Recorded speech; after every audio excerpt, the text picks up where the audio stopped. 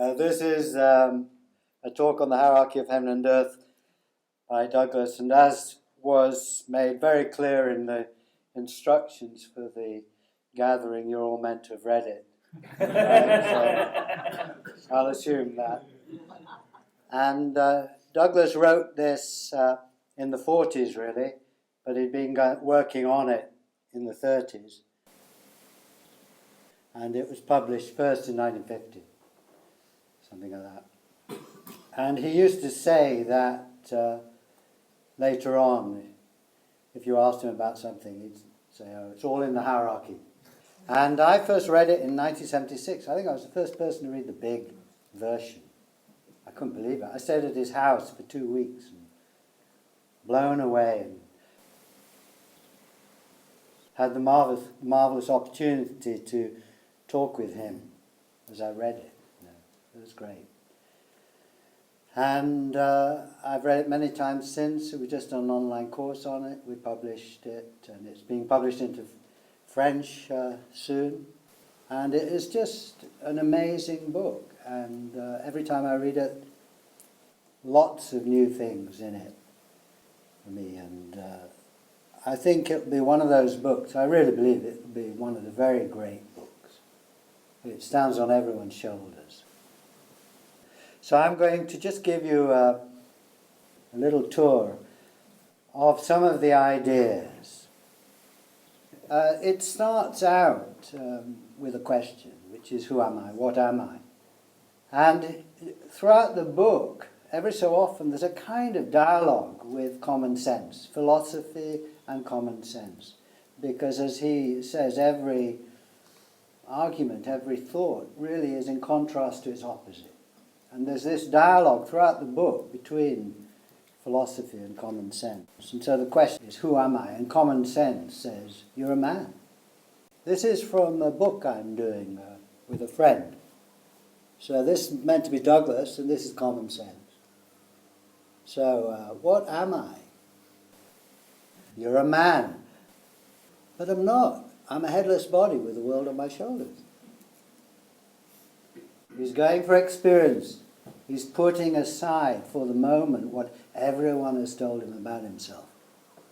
But then his next thought is, all right, I'm headless, but I only have to look in a mirror and I find my head. Or I polish any surface and I'll find my head. Out there, as we've been doing the experiment today.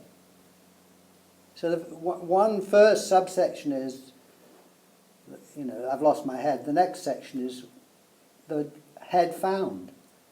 And there's a region around you where you'll find your head. You hold your mirror out at arm's length and there it is. You look in a spoon and there it is, twisted slightly. And someone else over there on the right can see you. Out there at that range. So there's a zone where you keep your head. All the way around. For the people in front, it's facing you, and at centre you're nothing. You're at the centre and others are looking at you, and so there's a region where you've got little heads, and a region where you've got big heads, and then either side no head. From here I see a little head, but I come up and it gets bigger, bigger, and then I lose it. Or I come away and it shrinks. So there's this magical region around you where your head manifests for others and in the mirror, but at different sizes. Outer headless, inner headless. Sorry, what's the outer headless? Well, if I go far enough away from you, I no longer see your head. Okay. Right?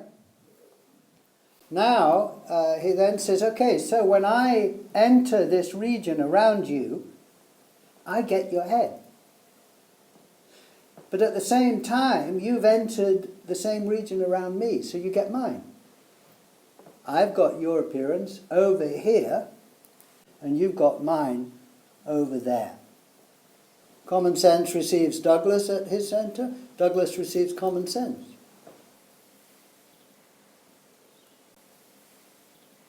So this is another way of thinking about it. Douglas was hot on diagrams. At the centre you're nothing, and this is a region around you, this magical region where you appear as a person. your human region. So it's a certain distance away. But here comes the complication.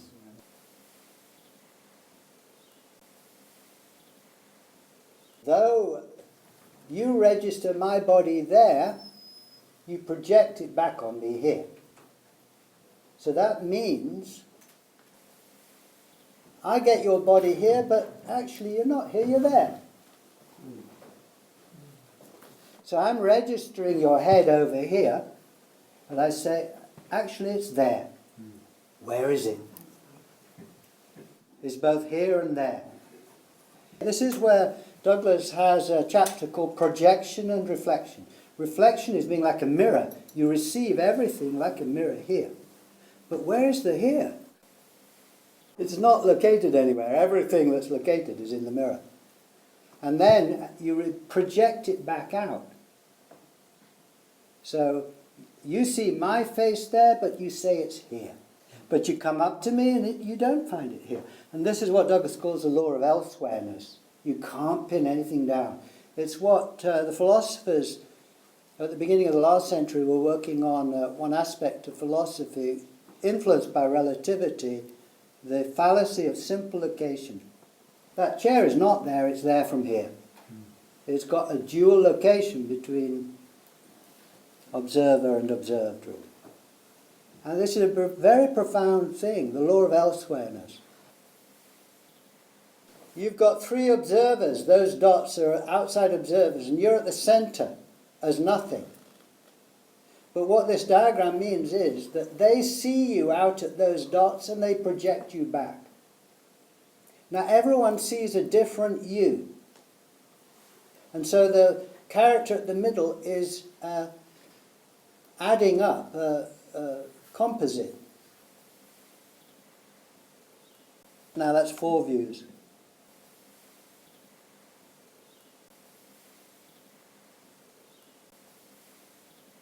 This is common sense looking at Douglas here, pointing at himself, and common sense has got a view. Now, you never see that view, but he's telling you, and he projects it on you, and you say, yeah, I'm Douglas, right? I'm a man. I'm a person. And in turn, you do the same to the other person. So it's a continual exchange. It's one system. You can't divide it up. Okay. Yeah, one system. Here's another way of putting it. I'm in you, you're in me. But the me that's in you is in me.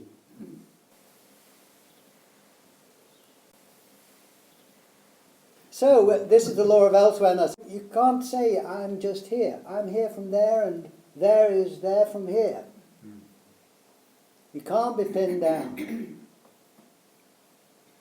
If anyone comes up to you, they lose you. And if they stand in your place where you're not and look out, they see you've gone there because you're out there now. But they go there and you've gone. You're someone else. So it's like a great big game of hide and seek. You come to find me, and I've gone.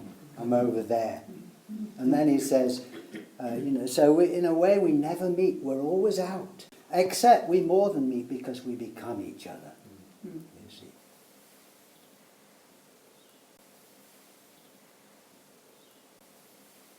So I live both at this empty centre, looking out at others, and out there looking back. You're in both places. So I'm just here, but where's here? Here is everywhere. This is a fundamental thing in the hierarchy, is this ability to shift centre. See yourself from outside, be others. Because your centre is not located anywhere, so it's everywhere. It's every centre. Okay, so we're back to reflection here. So you reflect a whole load of objects. The objects in the room now, whatever you're looking at, you receive like a mirror. But then you project them back out. And you project them to different layers. So people, you project to this region, and then the building further, and then the clouds further, and stars even further. So although the world is flat, it's deep. There's another way of thinking about it, or the same thing really, is you're here and you project to there at different ranges. Picture on the right more or less relates to the diagram, right? The body is close, the person is further, the house is further, finally the sun. Your world is layered. And of course, if we now look at the model, here we are. Your view out is layered. This is from the centre out. This is one of the diagrams connected with this kind of thing. So, very close region, then further and further. Okay, so think first about the one on the left. Because you're nothing, when you project something, you go with it. It's not like you're here projecting there, there's nothing left, you go with it. To the furthest galaxy. You travel with it. And then you turn around and look back. So, here, we're pointing at Andromeda. Now we've moved centre to Andromeda, and all these stars are part of the galaxy of Andromeda, looking back at our galaxy. So, just so you're clear, a galaxy is a whole load of stars. And to look at another galaxy, you've got to look from somewhere. You're not just floating in space.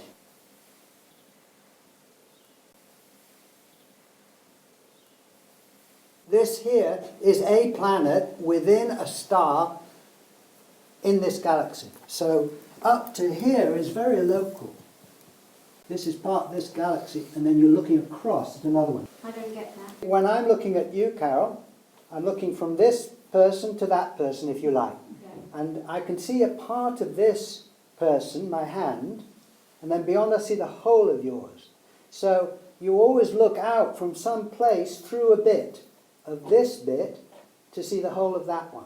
Right? So you're seeing a bit of Carol and you're seeing the whole of Richard. I get that. Okay. When you're looking at another planet, you're looking from this planet. So you see a bit of this planet, right? So you know you can't see the whole, it's disappeared in the void, this planet, and you're room for that planet. When you look at a star, you can't see this star at night. You see the others, right? Yeah. But you see a bit of this star. The planet is part of this star. So it's like seeing your nose. So you're looking out past the bits of this star, this planet, and maybe you see Venus, that's like a bit of your arm, beyond way to the next star. It's the same at every level. So now, you're on a star here, and this star is part of a galaxy. So now you're looking through this bit of the galaxy that you can see at another one. So far, Douglas has described what he is in terms of his own point of view. I am headless and I'm surrounded by a layer of heads, and then I look further and the view out is many-leveled. And the common sense says, yeah, but who cares about your view out? It's irrelevant what you're looking at, it's what you look like that is you. I said, oh, okay, but which angle is me? Why pick just the front? They're all views of you at that range. But why restrict your view to one range? Why not move further away? Now we're on the outside of the model.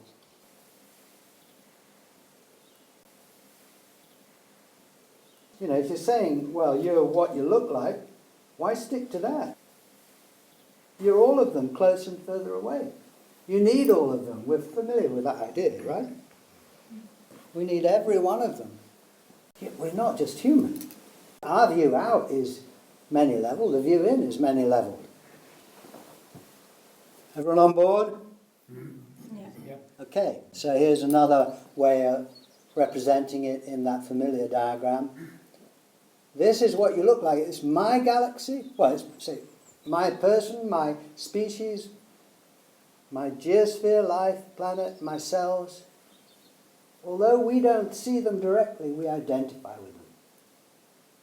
So you're taking up another view and taking on board that view of you.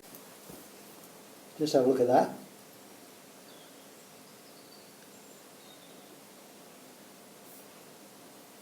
The observer's view in reveals my head, my body, my planet. My view out, other heads, other bodies, other planets, etc. If you combine these views, we now have mutual observers who always have equal status. This is the diagram that Douglas drew, so I'll explain it in a bit more detail.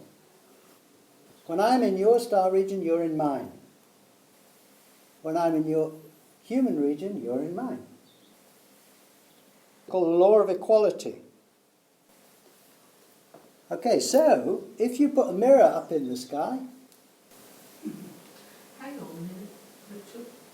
Do you mean you, meaning us, or do you mean an observer in the planet, for example? well, you're looking from your empty centre, and I'm looking from my empty centre. Yeah.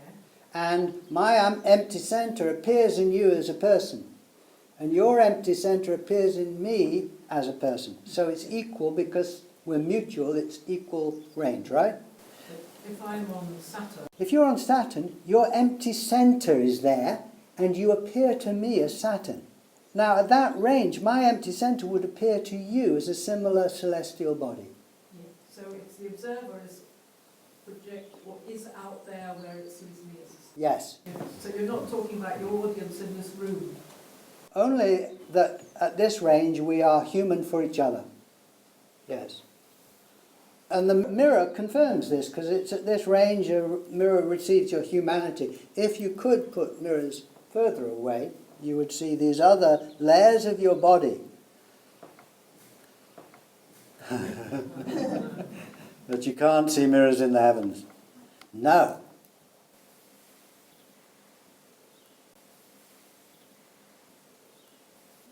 All our looking is as if in a mirror. So this is what we do when we look at someone else. They're like a mirror that tells you that you're human. Now when you look at a star, it's telling you you're a star. You look at a planet, it's saying you're a planet. This is a very profoundly different way of seeing ourselves. So, you're looking out at the stars. Where are you looking from? This star. Well, nothing, and this. You're in a star here. You can't see it. You've voided it. This star is empty for those. Just as when you look at me, you don't see you, but I reflect your humanity back to you. So you're both a person and you're nothing that's room for Richard. When you look further, now you not only don't see your human face, you don't see your star face. And this empty star face is full of all these beings. And it's only lack of imagination not to be able to place yourself out there in those stars and see yourself. So, we're getting this sense that yourself is elastic, right? Because I see a man there, I'm a man here. But what is it to be a man?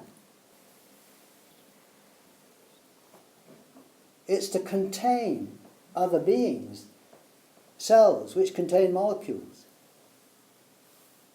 Now, each level has its kind of selfhood.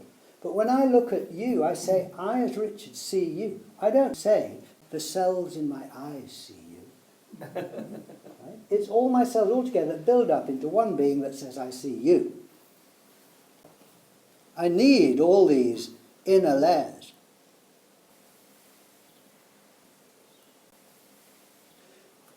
But to be a man is not to be a man, a person, but to be room for others. This is the law of elsewhereness. You can't pin yourself down. And you could put yourself right now in his position and you'd see Douglas. Right? You are raised to the status of the object you accommodate. If I accommodate a human, I'm human. If I just look up and accommodate a star, I've expanded to be a star. To be the earth is to contain other levels. The layers are life, and then humanity, and individuals and cells. Just as when you look at a person, you don't say it's the cells, these cells seeing a person, it's me as a person sees a person. So now when you look at the planet, it isn't quite right to say, I as Richard see the planet.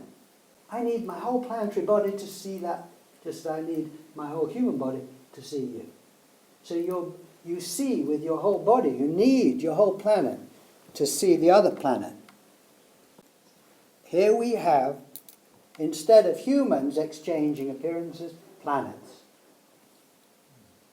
Mars is in me and I'm in Mars. But I go to Mars and turn round and I am Earth.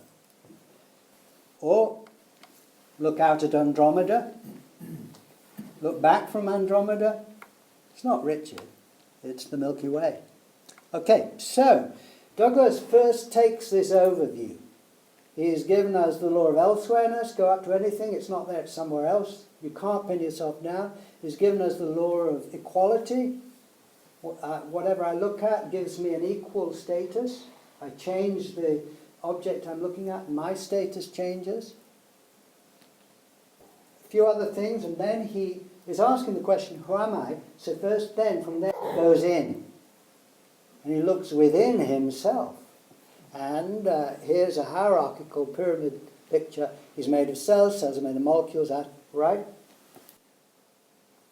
Another way of thinking about it.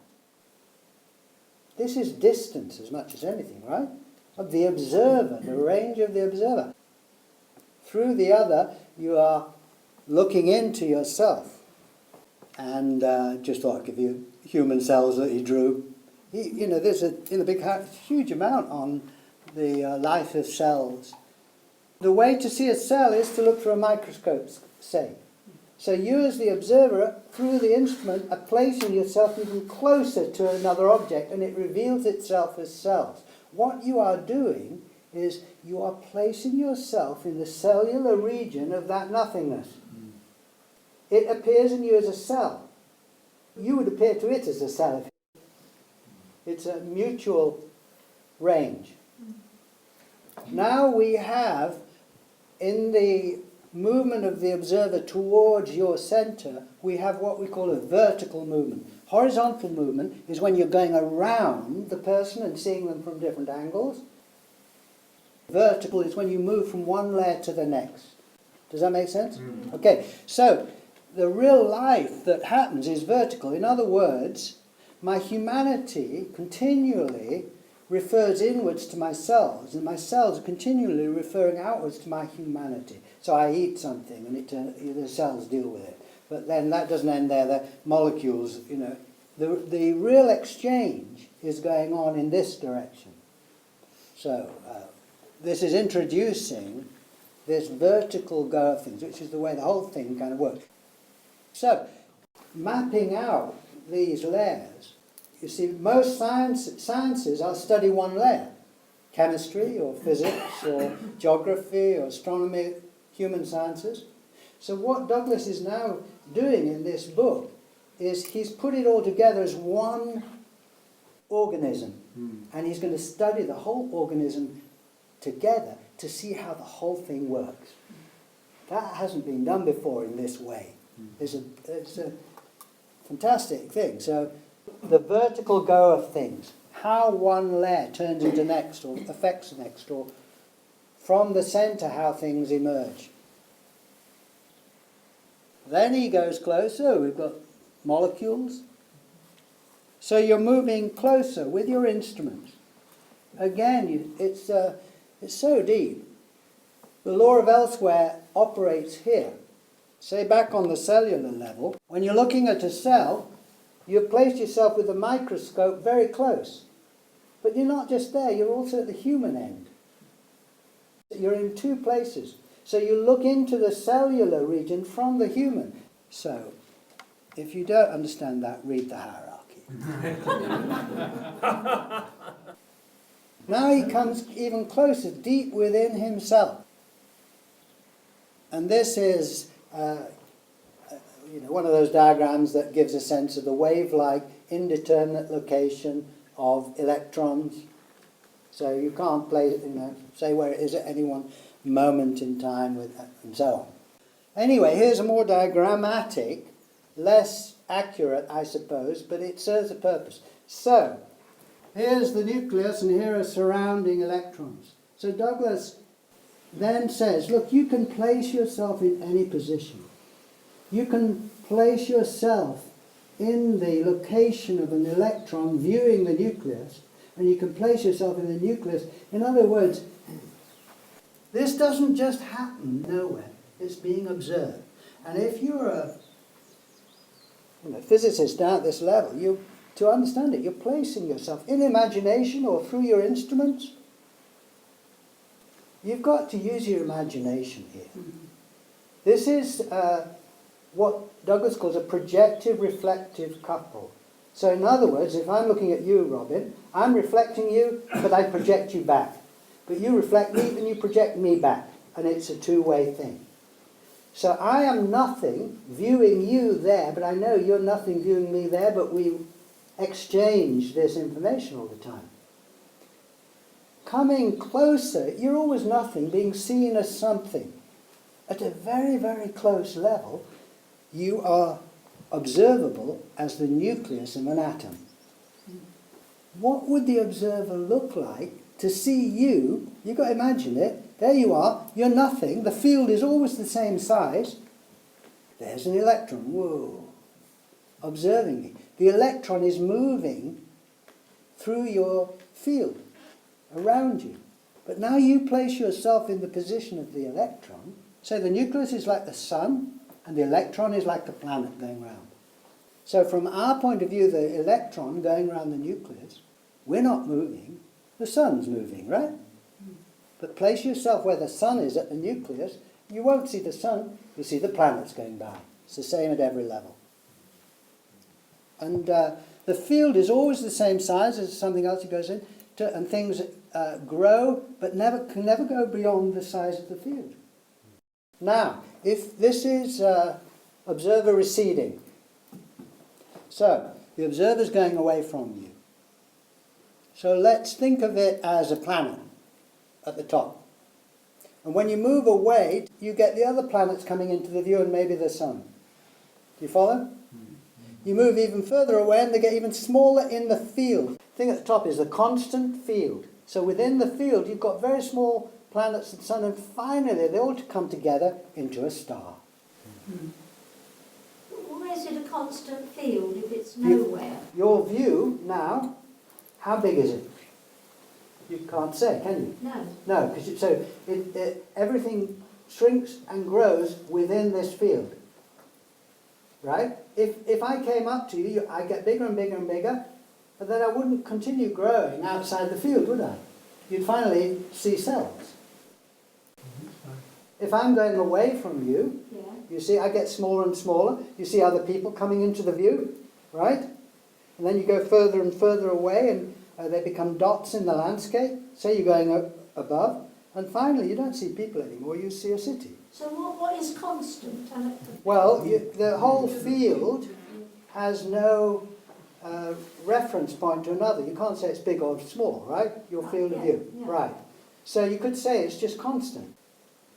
How can it expand if there's nowhere for it to expand? Right? Yeah. Okay, so in that sense, I mean, how many people have really taken that seriously? That's scientific experiment. How big is the field? All right.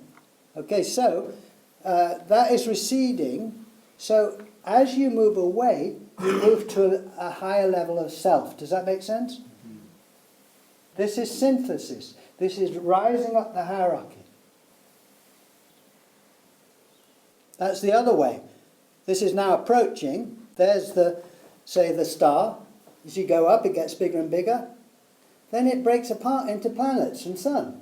And you go up to one of those, there you are, now you've got the Earth, the next lower level. Perhaps you should explain that when you use the word star, you mean the solar system, don't you? Yes. The solar system, which is the star and its planets. Yes, but at a level, far enough away, it's one object. Yeah.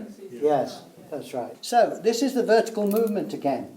So you can be moving around an object, or you can move away and closer. That's the vertical movement. So Douglas has gone into closer and closer. He's asking the question, who am I? And modern physics says you can't say what an object is intrinsically. It is an appearance. It is an effect that you register at a distance. So the question when you're asking who am I is what's right at the centre. But the physicist said, well, you know, it looks like nothing, but how can we know? Well, you're at the centre and you look and you confirm it's nothing. And then there's a whole chapter on that and how, you know, the amazing place that is, from which everything emerges and into which everything returns and all that kind of stuff. So then we move out, because that's only the inward journey. So now we're moving out. We're still asking the question, who am I? And when you move away now from, eventually you get to the city. You don't see people at this level, right? People don't exist at this level. Yeah, it's a memory, but the memory of a closer stage. And cities grow. Douglas has the whole thing about each level is alive but has its own qualities. This is London through the centuries growing. And this is, I think, a king or something. I am the state. You identify with your city, you identify with your country. And here's an image for humanity, which is just showing that it's not separate from the environment. We aren't. And now this is moving further away into the biosphere. These are images that just show this kind of movement away that includes more. And if you go back in time, we connect with the whole of life. This hawk moth makes no sense without the flower. It's grown that thing to reach into the flower. It's one system. Now we move even further away to the level of the planet, the living Earth. This is again this projection and reflection thing. So I'm nothing at the centre, I appear there as the Earth, but the other planet reflects me back. I am the Earth. So this looks at the constitution of your planetary body. It has layers. It's not like a human being, it's built on another pattern, but every layer, it's different. But there's a vertical movement. Things break down, the energy comes from the sun, is digested, is absorbed by Earth, is processed by humanity, eaten by a human being, but then is metabolized by the cells or whatever. The life of the whole thing is vertical. And the other way around, it builds back up. Your actions affect humanity, affect life, affect the planet. This is the real life, is this vertical. Where are you looking from? Is that a real picture? Yes. Wow, it's amazing. One of the things was that Douglas also says it's the Earth becoming aware of itself. Yes. Awareness is not in one spot, is it? No. That's the view the other way, right? This is mutual observers. Each is in the other. It's a rather beautiful relationship, isn't it? It's beautiful. Okay, so you're looking at the moon. Are you a person looking at the moon, or are you the planet looking at the moon? When you look at another person, you use two eyes. And your two eyes are this far apart, so they can focus on this range. To focus further, you need observers further apart. Otherwise, you can't get the angle on it to get a distance. The eyes, the observatories you've got, are on each side of the planet. You've got to know how far apart your observatories are in order and know the angle, then you can calculate the distance of the moon. So these are your planetary eyes. You've grown them over the last century. This is another in your planetary community, family. Do you know his name? Saturn. Saturn is in you. This is not your human mind, this is your planetary level of thinking, really. Now here's the relative size. Which one do you identify with? But one is in the other is in the one. Okay, so now we're going up the hierarchy. And Douglas said, oh, I need to know who I am. I can't stop. Tell me who I am from further away. Why stop anywhere? Why limit the view? This is the solar system. This is the planet Earth. And there's the sun. Now, if you know what the solar system looks like, we're a planet going around the sun. There's others, right? Like going round. So now if you can imagine, there's a place somewhere out there beyond this system. So you're getting a sense of here and there. Do you understand? My here is Richard and my there is you guys. But my here and there expands. I now turn and think about Bristol, and my here is expanded to Salisbury. And now has included all you guys. But now I look over the channel at France, and my here has expanded to England because my there has grown to France. Now I look further out to the sun, and my here is the earth. Here and there are elastic, relative. Now if I now make my here the whole of this system, the sun and the planets, the there is other systems. There's a vast difference between this one and those. Now as you rise up the hierarchy, this is the mystic's journey towards wholeness, towards the whole. And typically in the mystical journey there is much talk at a certain stage of fire and light and heat. This is this physical journey where we are now in the region of the light. We are all one in the sun. We are all one in that body. It's a body of light in a way. So now we are on this star looking out at the other stars. Your here isn't just this planet. To grow, it's this thing where, you know, I'm a person, you're a person, but come up to me, I'm not a person, I'm room for you. I'm a star and you're stars, but I am also not a star. I am empty for you guys. We're now in a solar community. And let's say, from out there you look like this. You are this. This is your here. This is your body. Amongst all these other star bodies. And at this level, you have now got new eyes. Because you're looking further, you've got to get your eyes further apart. So your observatories on the Earth take a picture of the star in spring and in autumn, 6 months apart. Do you understand it? You're going round, you take a photo when you're on this side of the sun, you take a photo on that side. So you've got to, you know, take into account it's a different time, but now you've got an angle. It's only as this whole system that you can calculate the distance of another star. Richard, Yeah. it doesn't make a difference in how I perceive the star. Does it make a difference? It doesn't make a difference to know how far it is. Well, it means that you're seeing the star, so we're thinking about it, with this star. You can't see that star just as a person.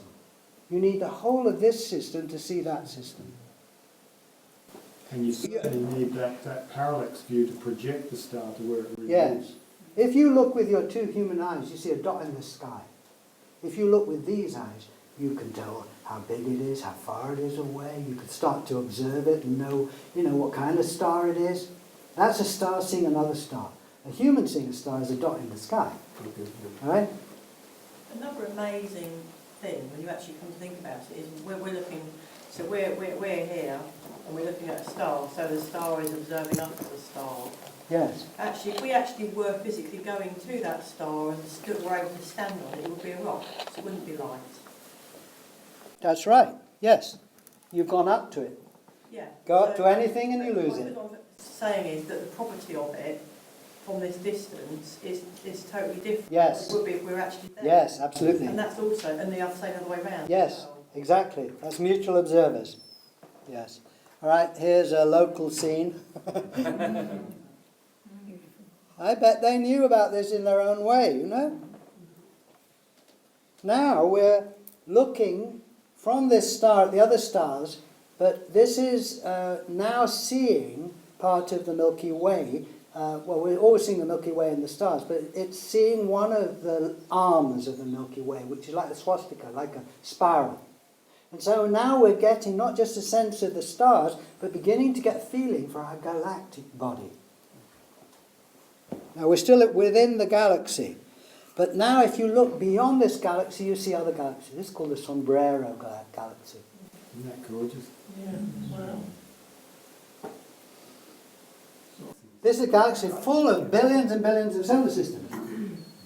Oh, there's billions and billions. We're so far away, they've merged, you see, into one being, into one self. If we go up to it, it would break apart and become billions of solar systems, stars. Now from there, if you imagine, we can never get far enough away, actually with a spacecraft, to see what we look like. But we, just as you work out what you look like, we can work out what we look like, because we know enough about what we can see and how we work, you see. So, this is the kind of galaxy that we are. This is not us. We never had a photograph of us, but we're like a Catherine wheel. And so that line in the sky is as if you're here looking out through one of these layers, right? One of these arms. We're about in the equivalent, we're about somewhere here, I think. Or we might be looking in.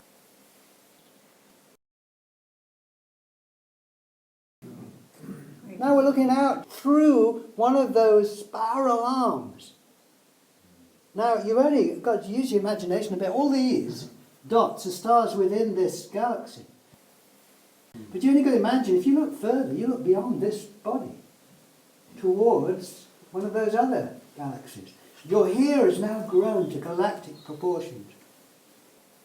Okay, so they took a camera and they focused it at a tiny bit of sky and left it for 90 days or something. Wow. And they came up with that tiny bit of sky was full of just countless galaxies. They've got lots We of are one sense. galaxy in countless. These are our friends.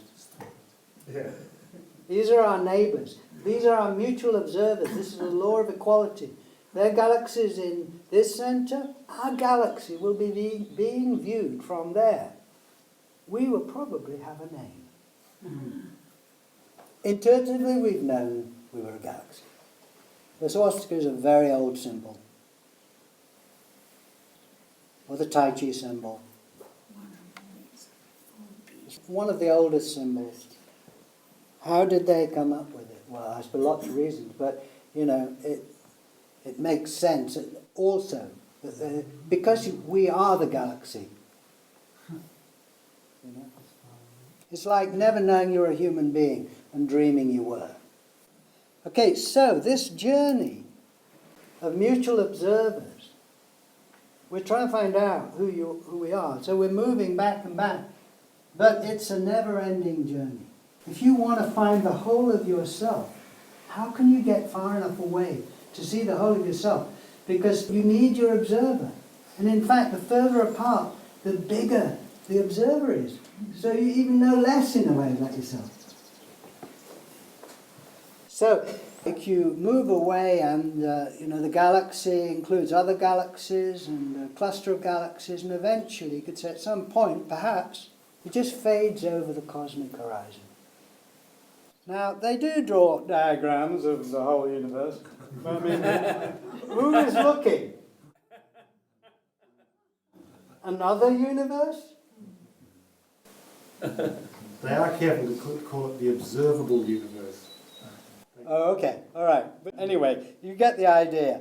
Okay, so Douglas says your attempt at knowledge of yourself is doomed to fail because you can never get far enough away to see the whole of yourself. The only thing to do is to return back to the centre. As you go back to the centre, you peel off all these things.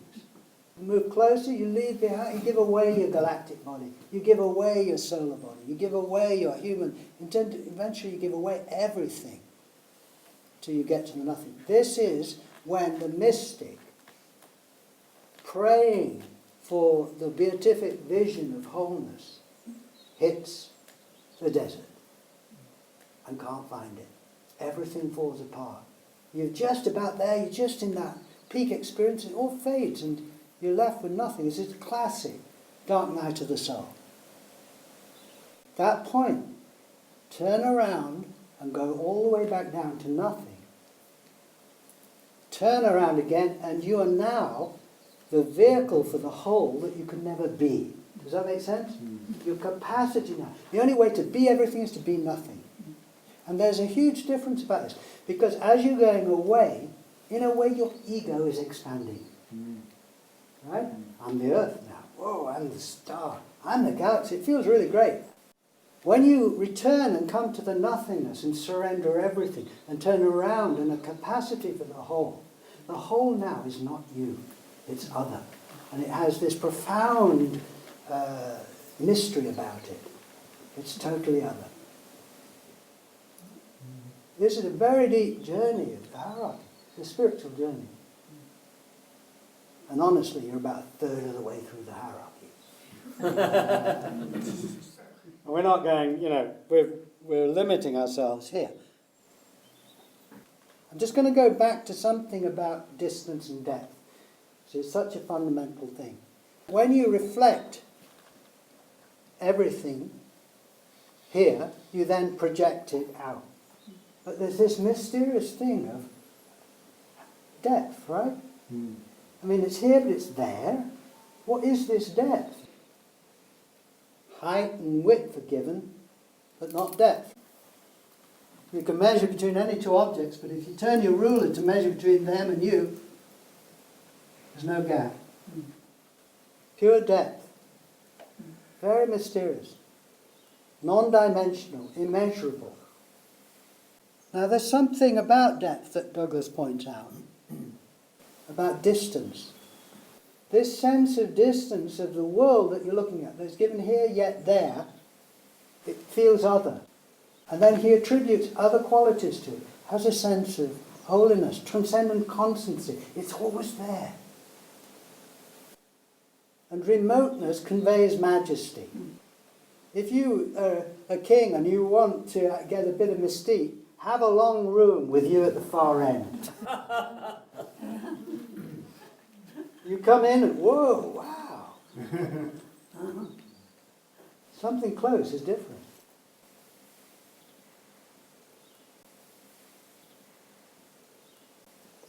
This is the law of elsewhereness again.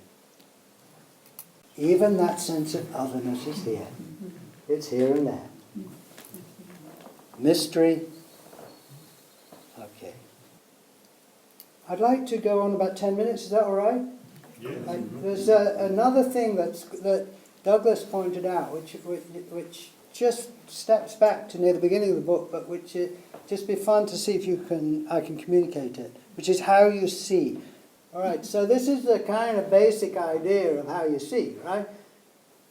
The light comes onto another person, is directed into your eyes, turned upside down, transmitted through cells or whatever into the back of your brain, where you then have an idea of someone, they say. All right? That's the idea. Douglas could never quite believe that one. He says, yeah, I do see you here, but not in my head, in my no head, right? That's the experiment. And it's not an idea of you, it's the real you. So, if we go back to this one, it's not wrong, but there's another way of interpreting it.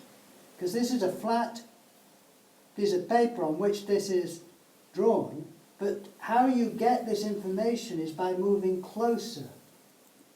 In other words, there's an observer observing this process.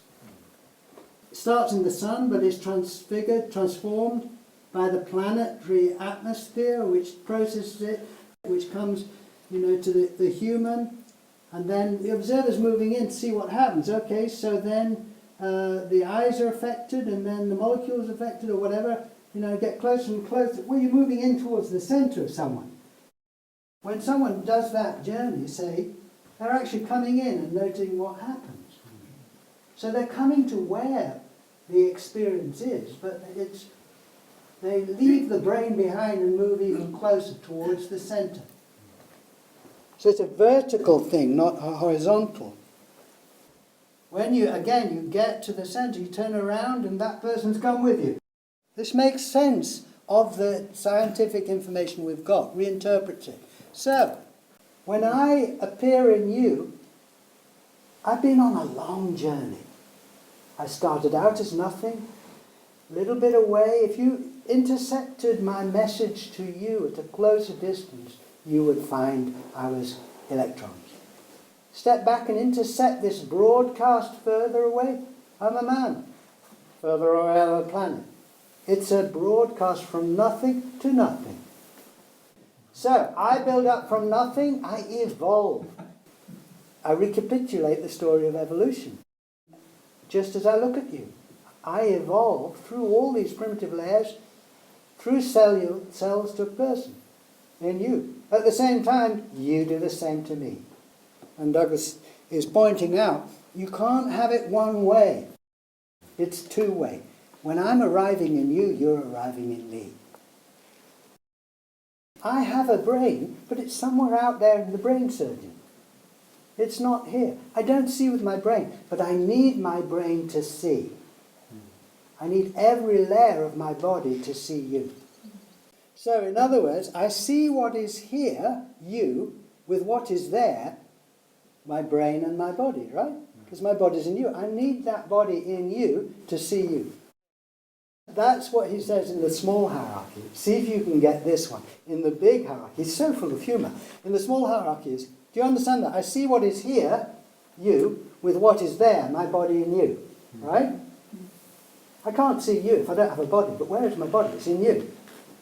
Right? So I see what is here with what is there. In the big hierarchy it says, I see what is not there, because you're here, with what is not here, because my body's there. I see what is not there with what is not here. It's so funny. Okay, so seeing another person, each other means I'm occupied by you, you're occupied by me. It's a two-way thing. There's a medieval idea, the beam of your eye is an active thing going out. Seeing is not just one way. We think it is, but it's not, it's two-way. You arrive in me, I arrive in you. So experience is both passive and active, stimulus and response. This is the vertical thing. So the sun affects the planet, which affects the life, this is the incoming stimulus, all the way to the centre, and my reaction goes from the centre out through all the layers. It's two-way. Okay, so then just a little bit, very briefly on time. When you look at a star, it arrives in you, and you project it back, okay? But it's come from, say, 20,000 years ago. So it's not just here from there, it's now from then. So, as it were, whenever you look out, you're looking into the past. But the past is now. And that's because of the speed of light. That's because it takes the light. It takes that long to get to that. That's right. If you look further, you see, it takes longer. So your world is projected in space and time. You're surrounded by time zones. At the centre, because there's no projection, no distance, there's no time. Here now is timeless, but contains there then. Okay, so we're coming to the end here. Just want to give you a taste of the time thing, because it's two-way. So, you're looking out, the star or the galaxy arrives here. So that's the incoming message. All right, I look at the star, it's taken 20,000 years to get here, now from then. I'm receiving your appearance from a fraction of a second ago. In response, my appearance goes out to you.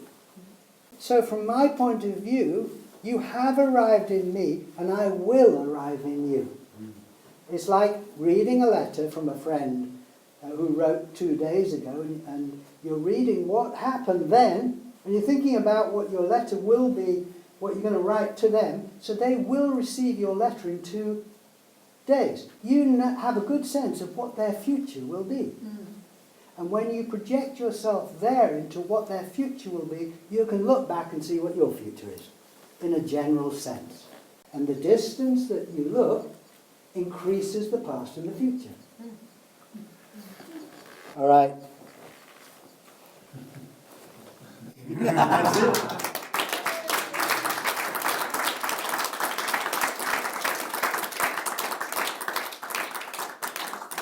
Bravo. Very good. Richard, I was going to say, in summary, it's all right here. That's the take home. Exactly. That's the very short version. And, I recall, and I'm sure Catherine will recall, a visitor who came to Nacton to see Douglas and Catherine when Douglas was an old man, and he wanted to discuss the hierarchy which he was reading. And he asked many questions, and after one question, Douglas turned to him and said, "Ask Richard." That's what when I was translating the shorter hierarchy, and some I couldn't understand some things. And then I went to him and said, "What did you mean?" He said, "I just don't know, I don't remember, ask Richard." So one final thing or two. At the very end of the hierarchy, Douglas says, if this book quenches the flame of wonder in anyone, it would be better I didn't write it. Yeah. And the other thing was when we published it again, published it in hardback in 1999 or something, he wrote a little preface. And he quoted someone else. He said, "When I wrote this, both I and God knew what it was about. Now only God knows."